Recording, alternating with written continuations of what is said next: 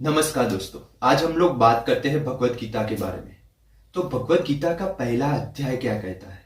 तो उसका पहला अध्याय का नाम है कुरुक्षेत्र में सैन्य निरीक्षण।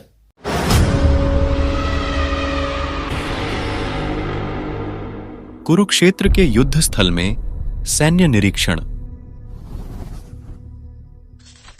तो सबसे पहले दुर्योधन अपने गुरु के पास जाकर बोलता है कि गुरुदेव, पांडवों की सेना को देखिए, उसमें कितने महान महारथी, और उनके सारे के नाम वो अपने गुरुदेव से कहता है।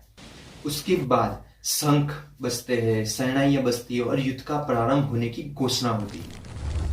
ठीक उसके बाद अर्जुन अपने कृष्ण से कहते हैं, अपने सारथी से कहते हैं कि आप अब हमारा रथ दोनों सेना के बीच में ले जाकर खड़ा करिए, ताकि मैं देख पाऊं कि मैं किससे युद्ध करने वाला हूं, हमारे सामने कौन कौन लोग हैं।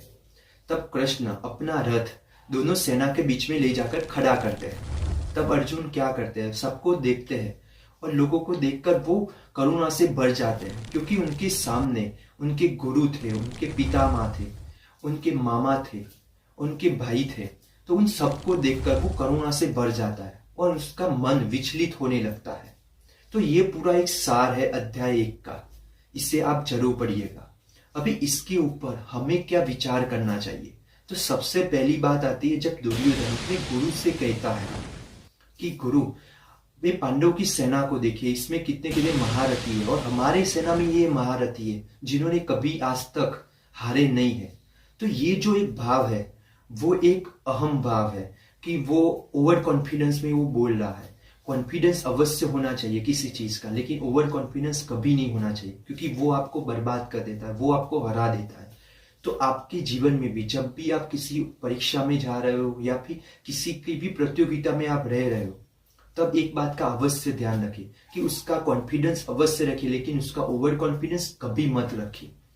इसके बाद बारी आती है अर्जुन की। जब अर्जुन अपने सगे संबंधियों को देखता है तब वो करुणा से भर जाता है कि नहीं, मैं इनके सामने युद्ध नहीं कर पाऊंगा। उससे पहले उसने बहुत सारे लोगों के सामने युद्ध तो किया हुआ था, वो महान योद्धा था, फिर भी वो डरकर अपनी करुणा से वो भर गया, क्योंकि उसने अपने सामने सगे संबंधियों को देखा है। ठीक वैसे ही आज हमारे जीवन में जब हम दूसरों के सामने जैसी बात करते हैं, वैसी बात हम अपने सगे संबंधी के सामने नहीं करते, क्योंकि हम उसे अपना मानते हैं और दूसरों को दूसरा मानते हैं। तो ठीक वैसे ही आपको भी दूसरों को अपने सगे संबंधियों के जैसा मानकर आप चलेंगे तो आपके भीतर भी वही करुणा रहेगी जैसी करुणा आपके अपने सगे संबंधियों के सामने है, और दूसरों के साथ आप प्रामाणिक व्यवहार से आप अपना जीवन जी सकेंगे। लेकिन अब आपको ये भी विचार आएगा कि आज के समय में हम दूसरों के सामने ऐसा व्यवहार रखेंगे तो लोग हमारा गैर उपयोग करेंगे, दुरुपयोग करेंगे। लेकिन कुछ लोगों के सामने आप अलग व्यवहार रखो, जो लोग ऐसे हैं, लेकिन सब लोगों के सामने ऐसे व्यवहार रखना वो उचित नहीं है। तो ये बात आपको ध्यान रखना अवश्य जरूरी है कि आप जैसे घर में और अपने सगे संबंधियों के सामने जैसा व्यवहार रखते हो, ऐसा ही व्यवहार आप दूसरे लोगों के सामने भी रखिए। तो आपका जो स्वभाव है, आपके जो संस्कार है, वो बदल जाएंगे दूसरों से, और आप लोगों के बीच में एक अलग निकल के आएंगे। तो इसका अवश्य ध्यान रखें। तो ये था आज के अध्याय 1 के ऊपर मेरे विचार। आप भी अपने विचार कमेंट बॉक्स में कमेंट करिए और अपने विचार क्या है वो लोगों के साथ शेयर करिए, ताकि हम लोग भगवत गीता को लोगों तक पहुंचा सके।